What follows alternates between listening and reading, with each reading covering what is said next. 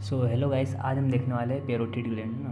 तो सबसे पहले हमको ये पता होना चाहिए कि पैरोटिड ग्लैंड कौन सी ग्लैंड है। सलाइवरी ग्लैंड है ना, ये सबको पता रहता है। बट एक चीज़ और याद रख लो कि it is the largest salivary gland है ना। तीन तीन three pairs of salivary gland होती है, उसमें से लार्जेस्ट ग्लैंड कौन सी होती है? सलाइवरी पैरोटिड ग्लैंड है ना। अब इसकी मैंने कुछ चीज़ें लिख रखी है ना, तो उसको अपन देखते हैं। पैरोटिड ग्लैंड की यदि बात करें तो एनाटॉमिकली कैसी होती है, तो एनाटॉमिकल क्या होती है? पिरामिडल शेप होती है। देखो मैंने ये रफ पिरामिडल बना रखा है ना, तो anatomical it is a pyramidal shape. और इसका इस पिरामिड का जो बेस होता है वो ऊपर की ओर होता है और एपेक्स का होता है नीचे की ओर होता है ना। तो बेस का होता है ऊपर की ओर और एपेक्स का होता है नीचे की ओर।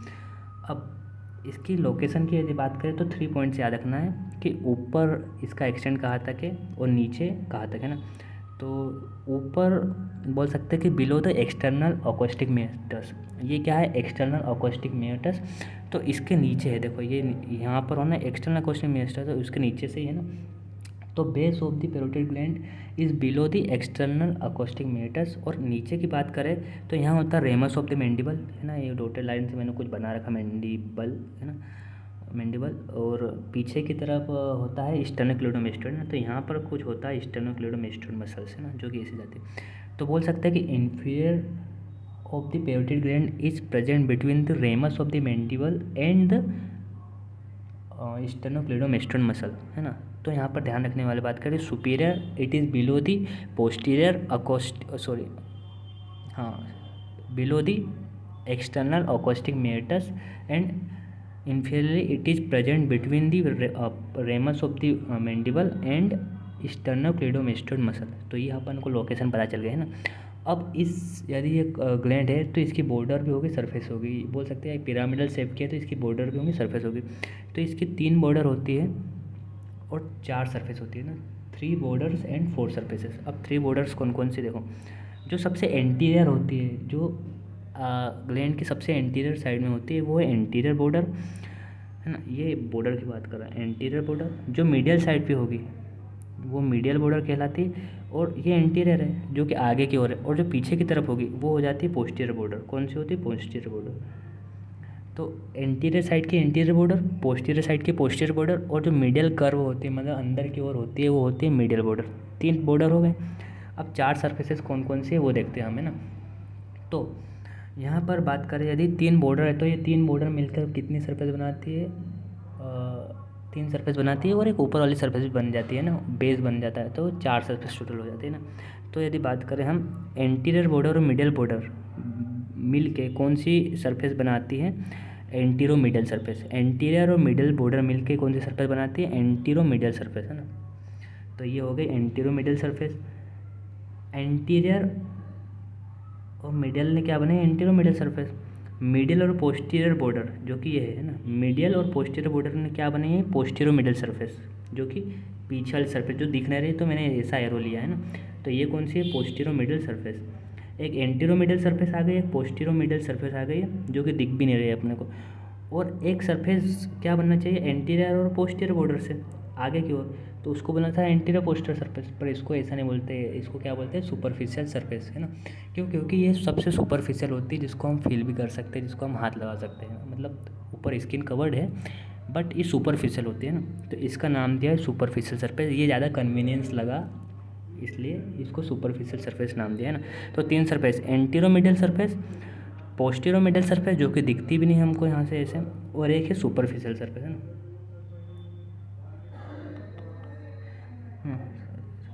अब यदि बात करें 3 सरफेस हो गए, एक चौथी सरफेस होती है उस वो ऊपर की ओर होती है, जो कि बेस बनाता है, बेस ऑफ द पिरामिड। तो ये हो जाती है सुपीरियर सरफेस, ऊपर की ओर रहती है, इसका नाम लिखते हैं सुपीरियर सरफेस। तो 4 सरफेस हो गई, एंटीरोमीडियल, पोस्टीरोमीडियल, सुपरफिशियल एंड सुपीरियर। तो 4 सरफेसेस हो गए और 3 बॉर्डर हो गए। तो 3 बॉर्डर एंड 4 सरफेसेस। तो कौन कौन सी 3 बॉर्डर्स हो गए? Anterior, medial and posterior border, ये बॉर्डर्स हो गए। और सरफेस कौन सी? Antero middle surface, posterior middle surface, superficial surface जो कि ये है, और सुपीरियर सरफेस। अब सुनना, कॉमन सेंस से ही जवाब, मतलब कॉमन सेंस लगाना है अपने को। तो देखो यहाँ पर सबसे बड़ी सरफेस कौन सी लग रही है? ऑब्वियस सी बात है, ये लग रही है ना, दिख रही है। तो यही होती है ना। तो यहाँ पर ध्यान रखना है कि सुपरफिशियल सरफेस मतलब ये वाली surface is the largest surface है ना। तो ये कौन सी है? Largest surface. तो 4 सरफेसेस हो गई। अब इन कौन कौन सी surfaces, anteromedial, posteromedial, superficial and superior. 4 surfaces में से सबसे इम्पोर्टेंट सरफेस कौन सी है पता है तुमको? Posteromedial surface. कौन सी है? Posteromedial surface. It is the most important surface of the parotid gland. ऐसा मैं क्यों बोला? क्योंकि इस सरफेस से मेनी स्ट्रक्चर्स एंटर करते हैं पैरोटिड ग्लैंड में ना। और वो मेनली कौन कौन से हैं जो बहुत ज़्यादा important? Facial nerve and external carotid artery. ये तो जो स्ट्रक्चर है ये पोस्टीरियर सरफेस से ही एंटर करते हैं पैरोटिड ग्लैंड में, है ना। तो ये इसलिए बोल सकते हैं कि पोस्टीरियर मिडल सरफेस सबसे ज़्यादा इंपॉर्टेंट है, जो कि हमको यहाँ दिख भी नहीं रही है ना। अब मैं आपको एक बात बताता था, तो फेशियल नर्व आ रही है कहाँ पर आएगी?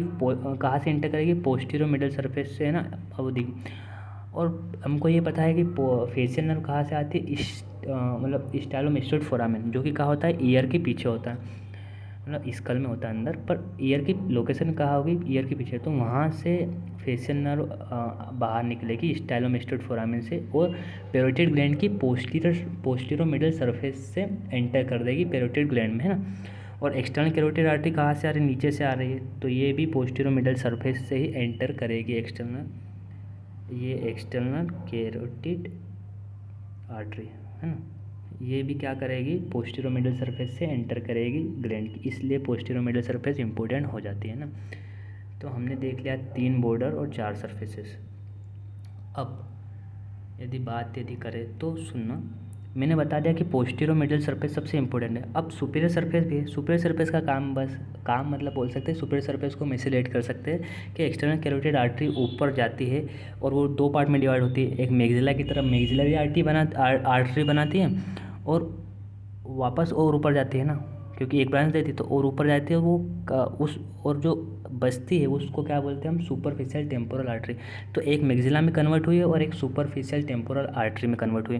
तो सुपरफिशियल टेम्पोरल आर्टरी ऊपर जाएगी तो ऊपर इसको सुपीरियर सरफेस मिलेगी। तो सुपीरियर सरफेस से रिलेटेड ये है कि यहाँ पर superficial temporal artery emerges out, है ना, बाहर निकलती है। अब सुनाइए, तो हमने आर्टरी की बात करी, सुपरफिशियल टेम्पोरल आर्टरी, तो यहाँ पर वेन भी तो हो सकती है ना, होती है यहाँ पर, है ना। तो सुपरफिशियल टेम्पोरल वेन भी सुपीरियर सरफेस से ही इंटर करती है ग्लैंड में, ना। देखो, आर्टरी एग्जिट करेगी क्योंकि आर्टरी को सप्लाई करना है ऊपर, और वेन क्या करती है? ऊपर से वीनस ब्लड लाएगी और यहाँ से ऐसे नीचे नीचे आएगी, है ना।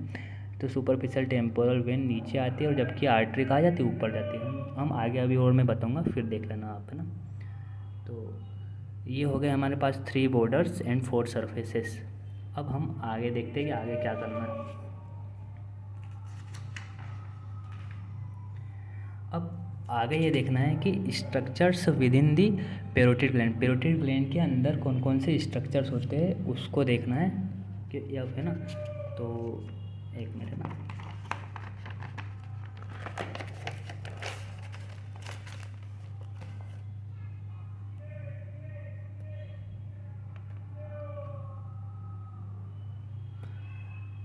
है ना, पैरोटिड ग्लैंड ही चल रही है। अब structures with in the gland, है ना, ग्लैंड के अंदर कौन कौन से स्ट्रक्चर्स पाए जाते हैं या फिर होते हैं वो देखना है ना।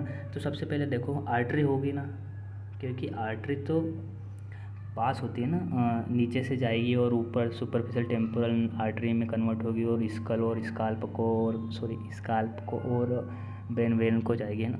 तो आर्टरी होगी। क्या वेन भी होगी? वेन भी इसमें से ही जाती है ना।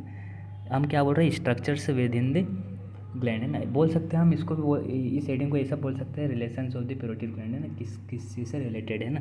तो आर्टरी भी जाती है इसके अंदर से, वेन भी जाती है, और नर्व में भी कौन सी? Facial nerve. ये तो सबसे ज़्यादा इंपॉर्टेंट है। और 4th स्ट्रक्चर होते हैं पैरोटिड ग्लैंड से रिलेटेड, उसको बोलते हैं पैरोटिड लिम्फ नोड्स, है ना। तो ये 4 स्ट्रक्चर्स है, बोल सकते हैं relations of the parotid gland. तो ये 4 स्ट्रक्चर्स है जो कि पैरोटिड ग्लैंड में पाए जाते हैं ना। जब हम पैरोटिड ग्लैंड का डिसेक्शन करेंगे, हम या डाइसेक्शन करेंगे, है ना। तो ठीक है, आर्टरी कौन सी पाई जाती है सुनना।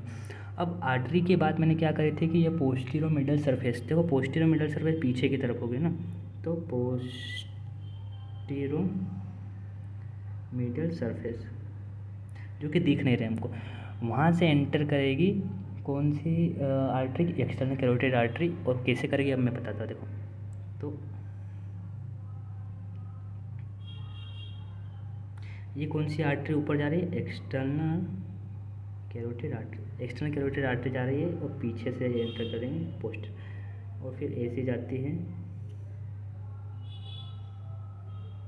अंदर की ओर है, तो अपन रोटरी स्ट्रक्चर देखेंगे। नहीं, ये एग्जैक्ट डायग्राम तो नहीं है, मैं आपको एक्सप्लेन कर रहा हूँ। थोड़ी नीचे से जाती है, मैंने आपको थोड़ा मतलब थोड़ा ज़्यादा ऊपर कर दिया। ये ऐसे ऐसे जाती है ना, ये नहीं है, थोड़े एपेक्स की तरफ जाती है। तो पर जाती कहाँ से, ये ध्यान रखना है, पोस्टीरियर मिडिल सरफेस से ना। अब ये ऊपर जा रही है, तो ऊपर जाते से वक्त क्या करती है कि ये डिवाइड कर जाती है और एक ब्रांच देती है, जिसको बोलते हैं हम मैक्सिलरी ब्रांच, या फिर बोल सकते हैं मैक्सिलरी आर्टरी। किसकी किसकी ब्रांच चाहिए, एक्सटर्नल कैरोटिड आर्टरी की। तो एक ब्रांच तो ये दे दी, और जो ऊपर वाले जो ऊपर जाती है वो ब्रांच है ना, दो पार्ट में डिवाइड हो जाती है, एक्सटर्नल कैरोटिड मैक्सिलरी ब्रांच। और ऊपर वाली कौन सी होती है, जो टेम्पोरल पॉइंट की तरफ जाएगी, वो कहलाएगी सुपरफिशियल टेम्पोरल आर्टरी। तो ये ऊपर जाती है। और देखो ये कहाँ से इमर्ज हो रही है, superior surface of the gland. तो ये कौन सी होगी, सुपरफिशियल टेम्पोरल आर्टरी। तो external carotid artery posterior middle surface से एंटर करने के बाद दो पार्ट में डिवाइड हुई है, maxillary artery and superficial temporal artery, है ना। और अब ये बहुत सारी ब्रांचेस दे देती है ना। तो ये हो गया हमारा आर्टरी का course in the carotid gland. अब हम बात करते हैं वेन। तो वेन को हम ऐसे बताएंगे क्या कि नीचे से जाती है और ऊपर चली जाएगी, ऐसा नहीं। वेन का क्या काम होता है, वीनस ब्लड को कलेक्ट करना और उसको हार्ट तक पहुंचाना। तो वेन को हमेशा ऊपर से देखते हैं ना। तो ऊपर से एक वेन आती है, यहाँ से आर्टरी गई थी सुपरफिशियल टेम्पोरल आर्टरी, तो टेम्पोरल तरफ से यदि वेन आएगी तो उसका नाम क्या होगा, सुपरफिशियल टेम्पोरल वेन। तो ये कौन सी, सुपरफिशियल टेम्पोरल वेन। और इधर मैक्सिला की तरफ से जो ब्लड कलेक्ट करके ला रहे होगी, उस वाली आर्टरी का नाम क्या होगा, मैक्सिलरी वेन की बात करें, मैक्सिलरी वेन। उस वाली वेन का नाम क्या होगा, मैक्सिलरी वेन। तो ये दोनों आती है और फिर क्या करती है, चलो मैं डॉटेड स्ट्रक्चर में इसे बनाए देता। इसमें ये दोनों जुड़ने के बाद, दोनों कंबाइन होने के बाद एक वेन बनाती है, जिसका नाम बहुत फेमस नाम है, जो तुमने सुना ही होगा। उसका नाम है रेट्रोमैंडिबुलर वेन,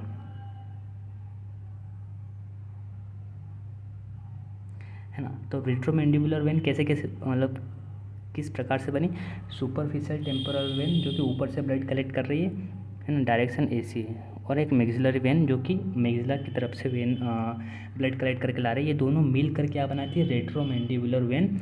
और रेट्रोमैंडिबुलर वेन एपेक्स पे मतलब नीचे आने के बाद दो पार्ट में डिवाइड हो जाती हैं। ये थोड़ा इम्पोर्टेंट है, वैसे इम्पोर्टेंट तो ये भी था। दो पार्ट में डिवाइड हो गए, कौन सा, एक एंटीरियर डिवीज़न, एंटीरियर पार्ट, और एक पोस्टीरियर। तो इस वाले डिवीजन को क्या बोलेंगे, anterior division of the retromandibular vein, anterior division of the retromandibular vein. और ये क्या हो जाएगा, पोस्टीरियर डिवीजन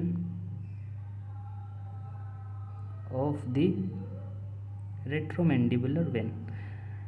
तो देखो आप, रेट्रोमैंडिबुलर वेन किससे बनी थी, मैक्सिलरी वेन और superficial temporal vein. Superficial temporal vein, maxillary vein ने क्या बनाया, रेट्रोमैंडिबुलर वेन। और वो नीचे आने के बाद दो पार्ट में डिवाइड हो गई, एंटीरियर डिवीजन और posterior division. Anterior division of the retromandibular vein and posterior division of the retromandibular vein. अब ये तो ठीक है ना। इसमें एक एक्स्ट्रा चीज़ मैं बताता हूँ, वो देखो क्या फेस से फेशियल वेन आ रही है ना। तो फेस से क्या आती है, फेशियल वेन। ये जो मैंने बताया ना, ये क्या है, कौन सी वेन है, फेशियल वेन। ये फेस से आ रही है। तो anterior division of the retromandibular vein combines with facial vein and forms क्या बनाती है, common facial when.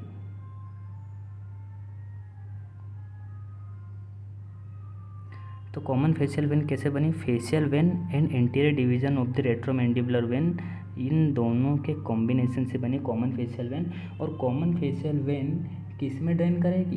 Internal jugular vein में। किस में ड्रेन करेगी? ये नीचे जाएगी और ये किस में ड्रेन कर देगी?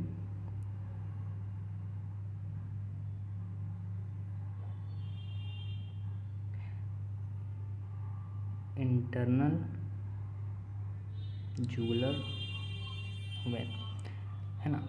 ये इंटीरियर डिवीजन फेशियल वेन से मिलने के बाद कॉमन फेशियल वेन बनाती है और वो किस में ड्रेन हो जाती है? इंटरनल जुगुलर वेन में।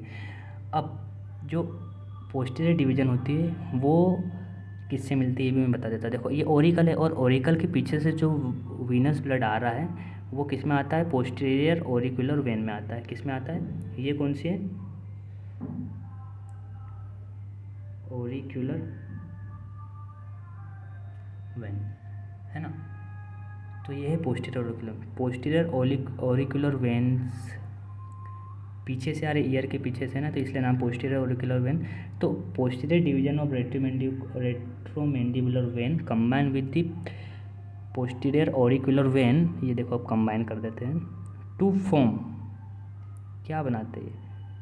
ये था इंटरनल जुगुलर वेन, तो ये क्या बनाते हैं? External jugular when. तो ये क्या बन गई हमारी? External jugular when. देखो मैंने शॉर्ट में लिखा है पर इम्पोर्टेंट है। तो ये किससे बना? Posterior division of the retromandibular vein and posterior auricular vein. क्या बनाया? External jugular vein. और एक्सटर्नल जुगुलर वेन बन गई है तो ये कहाँ ड्रेन होगी पता है? एक और बता देता हूँ। ये ड्रेन होती है सब क्लेवियन वेन में, है ना। तो ये कौन सी क्या बना दी? सब क्लेवियन वेन, है ना। तो यहाँ पर हमने देखा कि किस किस वेन में हमने देख लिया बहुत सारी चीज़ें। देखो सबसे पहले हमने देखा रेट्रोमैंडिबुलर वेन जो कि किससे किससे बनी? Superficial temporal vein and maxillary vein. इन दो से बने रेट्रोमैंडिबुलर वेन। अब वो आगे चल के डिवाइड हो गए एंटीरियर एंड पोस्टीरियर। एंटीरियर ये फेशियल वेन से मिलने के बाद कॉमन फेशियल वेन बने और कॉमन फेशियल वेन किस में ड्रेन हो गई? इंटरनल जुगुलर वेन में। ये इंटरनल जुगुलर वेन। अब एक्सटर्नल जुगुलर वेन की बात कर लेते हैं। रेट्रोमैंडिबुलर वेन का ही posterior division posterior auricular vein से मिलने के बाद बनाता है एक्सटर्नल जुगुलर वेन। और एक्सटर्नल जुगुलर वेन किस में ड्रेन हो जाती है? सब क्लेवियन वेन में। तो ये हमने देख लिया वीनस या फिर बोल सकते हैं when with in the gland, है ना।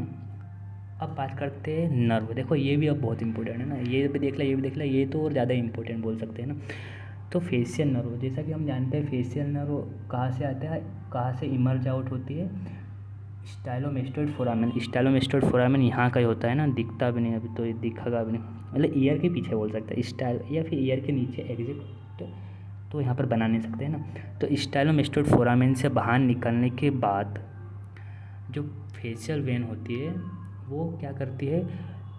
Through the posteromedial surface. देखो पोस्टीरोमीडियल सरफेस, और पोस्टीरोमीडियल सरफेस का भी एकदम बीच में भी नहीं, ऊपर की ओर, क्योंकि देखो ऊपर ही मिल जाएगा। Posteromedial surface it enters the parotid gland. Enter हो गई facial vein from stylomastoid foramen enters the posteromedial surface of the parotid gland. अब देखो फेशियल नर्व पेरोटिड ग्लैंड के अंदर आ चुकी है। अब ये क्या करती है? 5 टर्मिनल ब्रांचेस देती है जो कि फेशियल मसल्स के लिए वर्क करती है, बोल सकते हैं फेशियल नर्व, तभी तो उसको नाम देते हैं। तो 5 टर्मिनल ब्रांचेस देती है जिसका नाम होता है temporal, zygomatic, buccal, mandibular margin and नीचे जो जाती है वो सर्वाइकल। बट उससे पहले वो क्या करती है? 2 पार्ट में डिवाइड होती है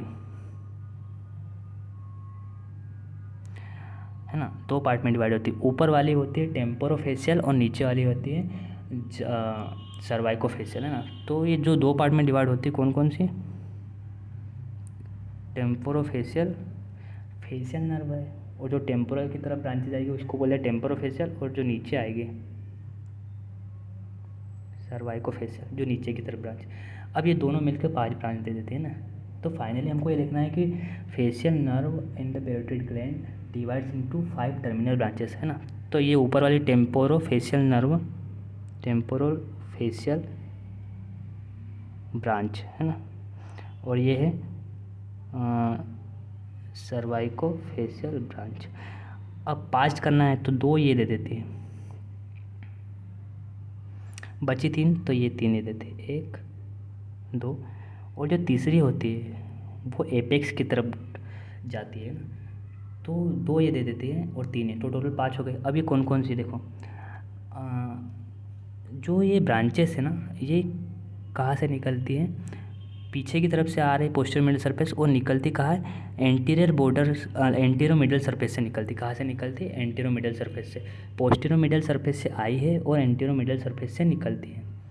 तो और एंटीरियर मिडल सरफेस से निकलेगी कहाँ से, toward the anterior border. Anterior border मतलब ये एंटीरियर बॉर्डर है ना, यहाँ से निकलती है ना।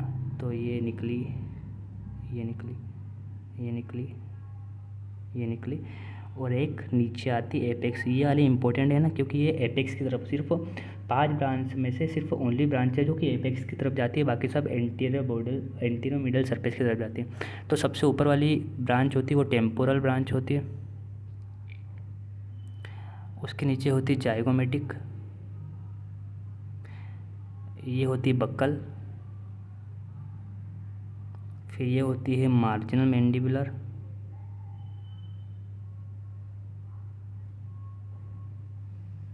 और ये है सर्वाइकल। इसको स्टार मार्क कर लो, क्यों, क्योंकि 5 टर्मिनल ब्रांचेस तो दे दिए किसने, फेशियल नर्व, बट ये चारों क्या निकलती है, एंटीरियर मिडल सरफेस से निकलती है, और ये सर्वाइकल जो होती है वो एपेक्स से निकलती है। कहाँ से निकलती है, एपेक्स से निकलती है, थ्रू द एपेक्स है ना, तो इसलिए इम्पोर्टेंट बोल रहा हूँ मैं ना। ये क्या थी, ये तो 2 ब्रांचेस थी फेशियल नर्व की ना। तो हमने देख लिया कि facial nerve divides into 2, first into 2 branches and then into total 5 branches, 1 2 3 मतलब 4 एंड 5 ब्रांचेस हो गई। सर्वाइकल एपेक्स की तरफ से आती है ना। अब क्या बच रहा है, ये हमने देखा। अब पेरोटिड लिम्फ नोड में कुछ नहीं होता। पेरोटिड लिम्फ नोड की बात यदि करें तो ये क्या होता है कि ग्लैंड के, ये सिर्फ लिम्फ नोड होते हैं जो कि प्रेजेंट होते हैं, इसमें अपने को ज़्यादा नहीं देखना। लिम्फ नोड होते हैं जो कि प्रेजेंट होते हैं। अब सुनो, कुछ ऊपर सुपरफिशियल फेसिया भी है और डीप फेसिया भी है ना। तो कुछ सुपरफिशियल फेसिया में होते हैं, some are present in superficial fascia plus some are present in deep fascia. और ये क्या करेंगे, लिम्फ ड्रेनेज करेंगे, इनका काम ही वही होता है ना। तो इन सब में से सबसे ज़्यादा इम्पोर्टेंट थी ये, मतलब सबसे ज़्यादा इम्पोर्टेंट, मतलब इम्पोर्टेंट पार्ट इधर वाला है, और ये क्या है, लिम्फ नोड होते हैं ना, बस। अब हमने देख लिया structure with in the gland. अब हम देखने वाले हैं ये क्या थे, ग्लैंड के अंदर स्ट्रक्चर्स थे ना। अब हम देखने वाले हैं कि ग्लैंड है तो ग्लैंड को ब्लड सप्लाई की भी ज़रूरत होगी। ब्लड कौन सप्लाई करेगा और नर्व कौन सप्लाई करेगा, ये थोड़ा इम्पोर्टेंट है, तो देख लेते हैं ना। हम जानते हैं कि ब्लड सप्लाई की यदि बात करेंगे तो ब्लड सप्लाई के लिए आर्टरी भी होना, और यदि ब्लड है तो उसको ले जाने वाले के लिए ले जाने वाली भी होना, ले जाने वाली मतलब वेंस। और हम देखते हैं कि पेरोटिड ग्लैंड में कौन सी आर्टरी पेनिट्रेट करती है, एक्सटर्नल कैरोटिड आर्टरी, तो इसकी ही ब्रांच से ब्लड भी दे देती है इसको, है ना। और वेन कौन सी है, वेन कौन सी थी, वेन रेट्रोमैंडिबुलर वेन, बट रेट्रोमैंडिबुलर वेन किस में डिवाइड होती है, एक्सटर्नल इंटरनल जुगुलर वेन। तो बोल सकते हैं कि external jugular when plus internal jugular when. तो ये तो आसान था, है ना। आर्टरी जो उसमें से जाती है वही आर्टरी इसको ब्लड सप्लाई दे देती है, और वेन कलेक्ट करने का काम, मतलब वीनस ब्लड कौन कलेक्ट कर लेती है, एक्सटर्नल जुगुलर वेन और इंटरनल जुगुलर वेन। ये हो गया अपना blood supply. Nerve supply important है, ये थोड़ा अपन ध्यान रखेंगे ना। तो नर्व सप्लाई की यदि बात यदि करें हम, तो नर्व सप्लाई 3 पार्ट में डिवाइड करेंगे हम, है ना। कौन कौन सी, पैरासिम्पैथेटिक, सिंपैथेटिक, और लास्ट में होता है अपना सेंसरी।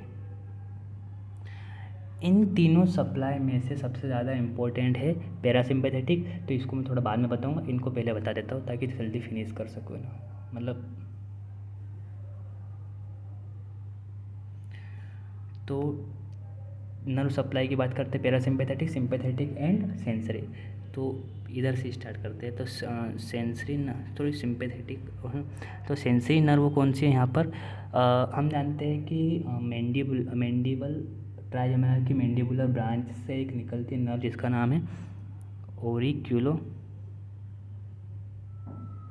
Temporal nerve. यही इसको क्या कर देती, सेंसरी सप्लाई कर देती। प्लस एक नर्व और है जिसको बोलते हैं पोस्टीरियर ओरिक्यूलर नर्व। और पोस्टीरियर ओरिक्यूलर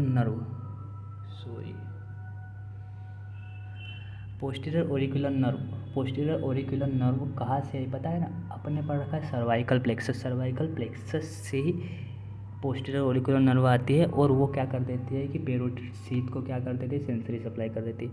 यदि ये कहाँ से आ जाती है, ये फ्रॉम सर्वाइकल प्लेक्सस। और जब भी प्लेक्सस की बात करते हैं तो कोई भी पूछ सकता है कि इसकी रूट वैल्यू क्या है, तो इसकी रूट वैल्यू है C2 एंड C3। तो ये जो दो ब्रांचेस है ये सेंसरी सप्लाई करती है किसको, पेरोटिड ग्लैंड को। चलो सेंसरी सप्लाई तो हो गया। अब बात करते हैं सिंपैथेटिक और पैरासिम्पैथेटिक, है ना।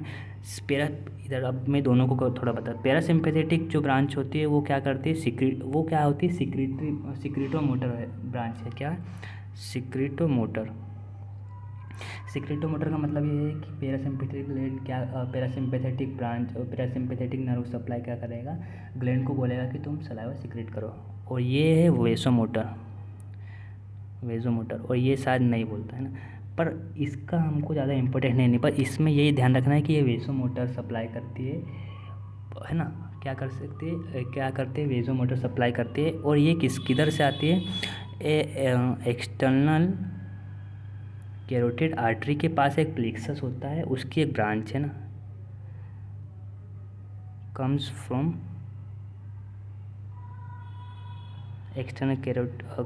Plexus around external carotid artery, है ना। तो एक्सटर्नल कैरोटिड और डीप में जाना है तो एक्सटर्नल कैरोटिड आर्टरी की भी कौन सी, मेनिंजियल ब्रांच। तो मेनिंजियल आर्टरी के पास एक प्लेक्सस पाया जाता है, उस प्लेक्सस से पेरोटिड ग्लैंड को कौन सी सप्लाई होती है, सिंपैथेटिक, और वो कौन सी होती है, वेसोमोटर। टाइप कौन सा होता है, वेसोमोटर बोल सकते हो उसको। ये सब तो नॉर्मल था, इंपॉर्टेंट ये है पैरासिम्पैथेटिक क्यों इंपॉर्टेंट, क्योंकि ये सिक्रीटोमोटर होती है। कौन क्या होती है, सिक्रीटोमोटर। अब सिक्रीटोमोटर का मतलब ये है कि ये सिक्रीट करने को बोलेगी, है ना, इसको बोल सकते। अब सिक्रीटोमोटर है तो इसका पाथवे क्या है ना, तो इसका हम पाथवे देखेंगे। पैरासिम्पैथेटिक का पाथवे देख लेते हैं कि ये एक्चुअली आ कहाँ से रही है ना। तो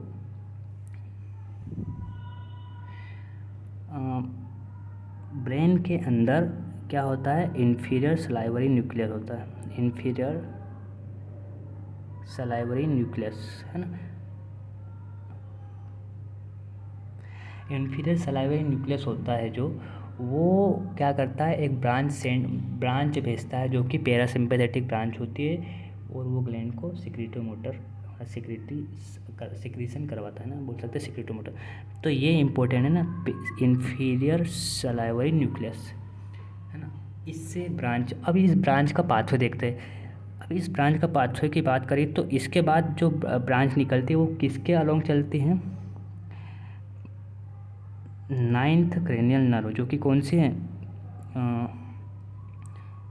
ग्लोसोफेरिंजियल, है ना। तो कहाँ से एक फाइबर निकला, इन्फीरियर सलाइवरी न्यूक्लियस से along the 9th cranial nerve.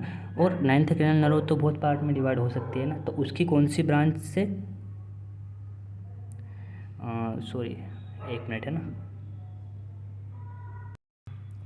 तो देखो, इन्फीरियर सलाइवरी न्यूक्लियस से 9th क्रेनियल नर्व, और 9th क्रेनियल नर्व से टेम्पोरल में थोड़ा कंफ्यूज हो गया था, टिम्पेनिक, 9th क्रेनियल नर्व की टिम्पेनिक ब्रांच से ना, टिम्पेनिक ब्रांच के अलोंग आता है। और टिम्पेनिक ब्रांच को क्या बोलते हैं, जैकोब्सन भी बोलते हैं, जैकोब्सन नर्व, है ना। तो टिम्पेनिक ब्रांच, और टिम्पेनिक ब्रांच और आगे चल के किस में डिवाइड, एक टिम्पेनिक ब्रांच की एक और ब्रांच निकलती है जिसको बोलते हैं लेसर पेट्रोजल नर्व, है ना। तो हम कहाँ तक आ गए, इन्फीरियर सलाइवरी न्यूक्लियस से along the 9th cranial nerve से टिम्पेनिक ब्रांच से लेसर पेट्रोजल नर्व, यहाँ तक आ गए। अब उसके बाद ये अभी दिखने रहा था ना, मैंने ध्यान नहीं दिया। इंफीरियर सलाइवरी न्यूक्लियस से 9th क्रेनियल नर्व के अलोंग उसकी एक ब्रांच टिम्पेनिक ब्रांच से लेसर पेट्रोजल नर्व की तरफ, और उससे अब लेसर पेट्रोजल नर्व के बाद क्या आ जाता है, गेंगलिया आ जाता है। क्या आ जाता है, उसको बोलते हैं ओटिक गेंगलियो। क्या बोलते हैं, ओटिक गेंगलियन। तो लेसर पेट्रोजल नर्व के बाद क्या आ जाता है, एक ओटिक गेंगलियन। तो ये जो इसकी जो नर्व आ रही थी वो इस रास्ते से ओटिक गेंगलियन की तरफ आ चुकी है, ओटिक गेंगलियन की तरफ आ चुकी है। उसके बाद पैरोटिड ग्लैंड के पास एक नर्व होती है ऑरिक्यूलो टेम्पोरल नर्व। तो उस नर्व के साथ में पैरोटिड ग्लैंड को दे देती है, मतलब उस रास्ते से आ जाती है ना, ऑरिक्यूलो टेम्पोरल नर्व इस नर्व के साथ साथ आती है और पैरोटिड ग्लैंड को क्या कर देती है, सप्लाई कर देती है।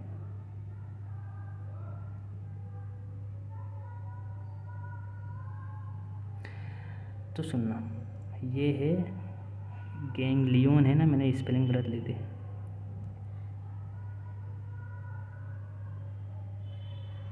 ये है ओटिक गैंग्लियन, है ना।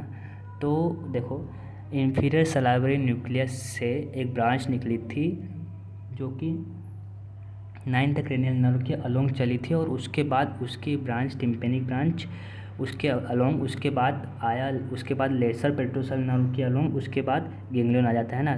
तो वो नर्व रिले इन ओटिक गेंगलियन में क्या हो जाता है, रिले कर देती है।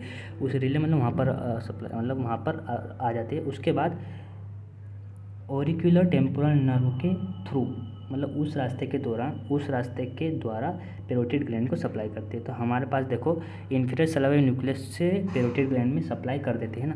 अब सुनो, ये गैंग्लियन है, तो इसको लोग बोल सकते हैं और कठिन बना देते हैं ना, कि प्री गैंग्लियन नर्व फाइबर बताओ, पोस्ट गैंग्लियन नर्व फाइबर बताओ। तो कॉमन नॉर्मल सी बात है। देखो, ये ओटिक गैंग्लियन है, तो गैंग्लियन से पहले जितने भी नर्व फाइबर होंगे वो कौन से होंगे, प्री गैंग्लियन नर्व फाइबर। तो ये कौन से कहलाते हैं, प्री गैंग्लियोनिक फाइबर्स, है ना। तो ये 9th cranial nerve, tympanic branch, lesser petrosal, ये प्री गैंग्लियोनिक फाइबर्स है। और ये जो फाइबर है वो कौन सा फाइबर्स है, पोस्ट गैंग्लियोनिक फाइबर्स। तो ये है main pathway of the parasympathetic nerve supply of the parotid gland, है ना। तो ये थोड़ा वीडियो लंबा हो गया है, तो ये हमने देख लिया है ना सब कुछ। तो यदि आपको ये वीडियो अच्छा लगा तो आप इस वीडियो को लाइक कर सकते हैं और चैनल को सब्सक्राइब भी कर सकते हैं, ताकि आगे और वीडियोस मिल सके आपको। और बाकी तो ठीक है, आपके ऊपर है, आप सब्सक्राइब करो या नहीं करो। And thank you for watching this video.